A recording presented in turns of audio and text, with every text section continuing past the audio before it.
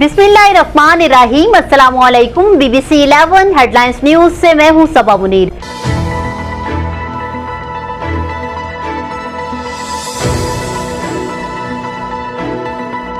नाजरीन, आपको आगाह करे वगन से, जहां हमारे ब्यूरो चीफ अली गुल मुगेरी के मुताबिक जिला कंबर शहदाद कोट के अक्सर इलाकों में चावल की फसल पक कर तैयार हो गई और कारखानों में पहुंच गई। आपको बताएं कि सरकारी सतह पर खरीदारी मरकज नहीं खुल सके और मुकामी व्यापारी अपने मनपसंद रेट मुकर्रर करके किसानों को दोनों हाथों से लूटने लगे, जबकि किसान शदीद परेशान।